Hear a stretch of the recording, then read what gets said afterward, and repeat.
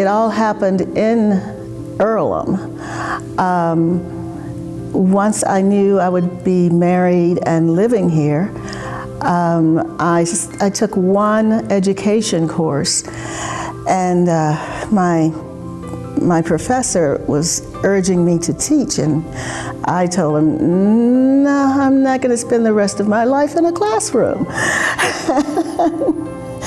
And he asked me one question that really marked me, really touched me. And he said, well, what will happen to all the children you would have taught? I thought, if you think I have that kind of talent, or that I have that to give, then maybe I should think twice about this. So I continued to take education courses and decided, yeah, I'm going to do this. It was actually counter to what I had thought I would be doing. I thought I would be working with computers, even though this was the 1968 and 70s. I had been in a computer classroom as a sophomore in high school. Of course, again, I was in Memphis, so of course this was the local white high school. But several of us had done well in math, and we were invited from my high school, and it was the computer that just took up a whole room plus, with the key punch cards and all that. And I was just fascinated with it. And I thought, I'm gonna do that. So I didn't start out thinking about teaching. Came to Earlham and my mind was changed by my professor. Well, that's interesting because I first taught 6th grade at Vail. And it really wasn't difficult getting in, I don't think. I never heard about any difficulties or any problems they had with hiring me. I just applied and was hired. That was 1970. And then my husband was considering changing jobs, and I had a son just a few months old, so I decided to just take the next year off and figure out what we were doing as a family. He decided to stay, and the next year, in '72, I started at Garrison. It was built in '72. I figured everybody was new, so I wouldn't be as new as I would be on another faculty. So I chose Garrison to go back to. I enjoyed the team teaching. I enjoyed the camaraderie with the kids and everything. One interesting thing that did happen while I was there, especially in the first couple of years, apparently some of the kids were more or less forced to go to Garrison, taken away from Hibbard and made to go to Garrison. And unfortunately, those kids were like 6th graders. And they didn't take to it well. And of course, the majority of them were African American, and it got to be kind of a problem, but my principal asked me, always the only black person in the room, he asked me if I would work with them, counsel them, and talk to them, and that turned out to be a really good thing. I enjoyed that. We would meet after school for a little bit and just gather up all their problems and talk them through as much as I could, and yeah, that did turn out to be a good thing.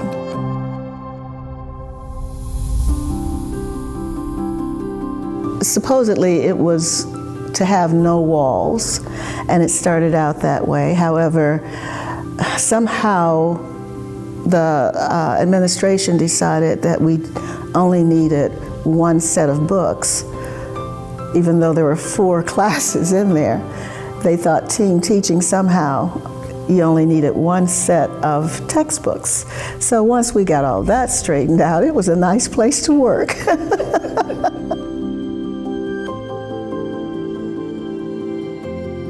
I was there for 12 years, and that's when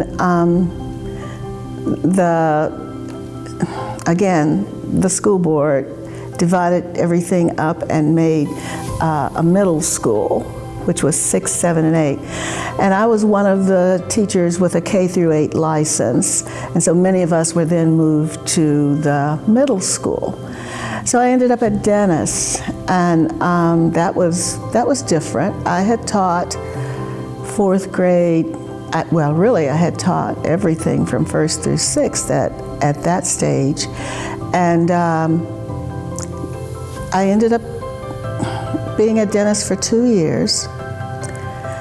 Again, with older kids, there are lots of concerns. And I found that I was doing more counseling and more encouraging and gathering kids to make them feel better about life than I was actually teaching the curriculum. I mean, I taught it, but there were so many interruptions that I was there for 2 years. During that time, I did get to work with computers. I was over the math program, the Help One Student to Succeed program. And so, yeah, that was kind of fun, and I enjoyed that. 1 year at Vail, 12 years at Garrison, and 2 years at Dennis. And then I went back to Vail. And that's where I spent my last 20 years before retiring, working in kindergarten.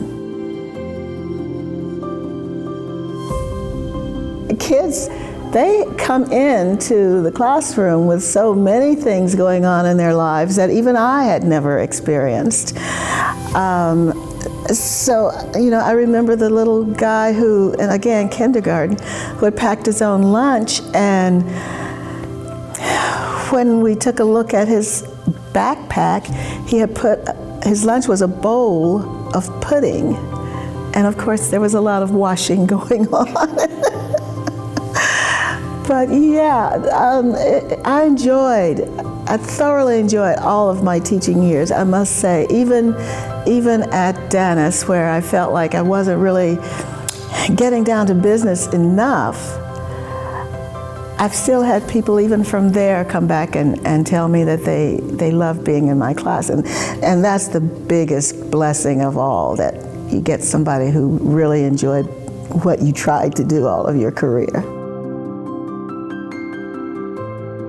One of the most important things that happened was outside the classroom, actually.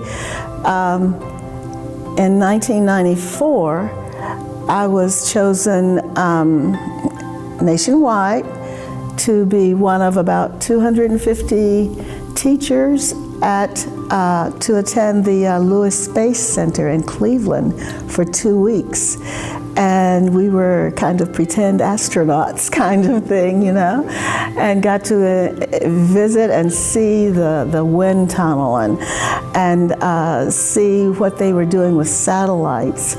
And I'll never forget, the professor held in his hand, or the teacher held in his hand, a little disc, and he said, at some point, this is the size of the satellite that you will have for your television or whatever, And I'm thinking, wow, because of course then they took up half the yard. And we did experiments and got to work with other teachers in science and get other ideas for the classroom. And a big thing that came out of that was it gave me the privilege of being able to borrow things from the museum and the library that was there. And I was able to bring back to my school some rocks from space, from the moon.